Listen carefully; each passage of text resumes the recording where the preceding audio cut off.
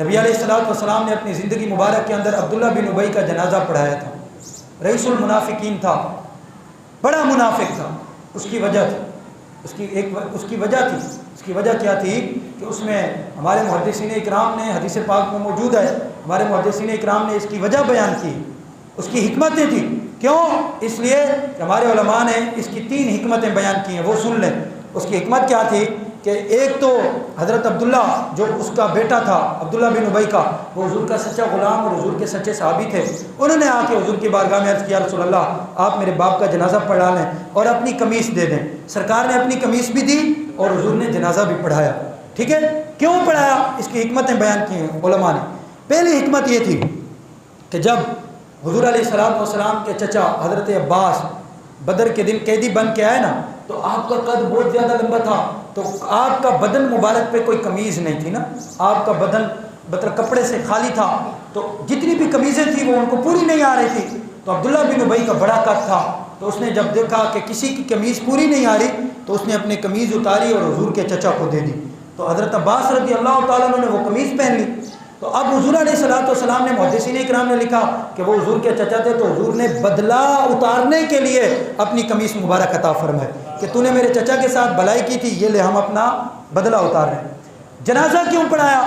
اس کی علماء کرام نے وجہ یہ بیان کی ہے کہ اس میں حکمت یہ تھی کہ جب حضور علیہ الصلوۃ والسلام اس کے جنازے کے لیے تشریف لے گئے, تو حضرت عمر نے آپ کا دامن پکڑ لیا.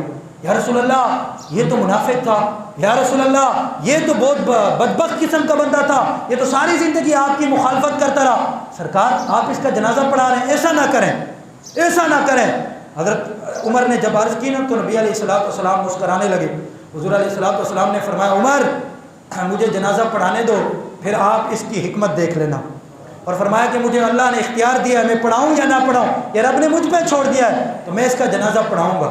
اللہ اکبر. جب حضور نے جنازہ پڑھا کے حضور فارغ ہوئے نا, تو جتنے وہاں کفار تھے, منافق تھے, اور جتنے وہاں لوگ موجود تھے, مفسرین اکرام نے اور محدثین اکرام نے لکھا کہ 1000 بندے نے حضور کے ہاتھ پر کلمہ پڑھ کے 1000 بندہ مسلمان ہو. کیوں؟ انہوں نے یہ دیکھا کہ عبداللہ بن ابی کو جب حضور کی ضرورت ہے, یہ حضور کے بغیر ادھورا ہے, اور اس کو حضور کی قمیص کی ضرورت ہے, تو ہم کون سے بات کی کھیت کی مولی ہیں؟ تو اس کا مطلب ہے ہم بھی حضور کے بغیر ادھورے ہیں. تو 1000 بندے نے صرف جنازہ پڑھانے کی وجہ سے, وہ 1000 بندہ کلمہ پڑھ کے مسلمان ہو گیا. اور محدثین اکرام نے لکھا کہ تیسری وجہ یہ ہے کہ ان کا جو بیٹا تھا, اس کا جو بیٹا تھا حضرت عبداللہ, وہ حضور کے سچے صحابی تھے اور حضور کے غلام تھے. تو حضور نے ان کا دل رکھنے کے لیے, ان کی دل جوئی کرنے کے لیے حضور علیہ الصلوۃ والسلام نے جنازہ پڑھا تو دیا, لیکن قرآن میں رب نے پھر فرمان نازل کیا. رب نے فرمایا, وَلَا تُصَلِّ عَلَىٰ أَحَدٍ مِّنْهُمْ مَاتَ أَبَدًا وَلَا تَقُمْ عَلَىٰ قَبْرِهِ.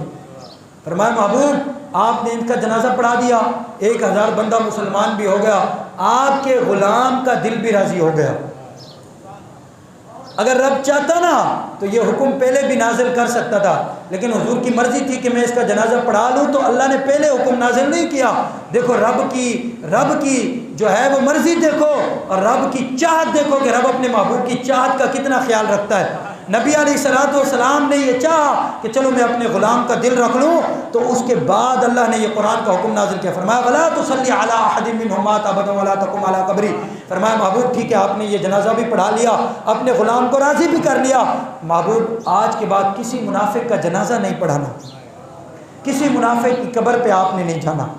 فرمایا محبوب اگر آپ اس کے لیے 70 مرتبہ بھی استغفار کریں تو میں اس کو معاف نہیں کروں گا.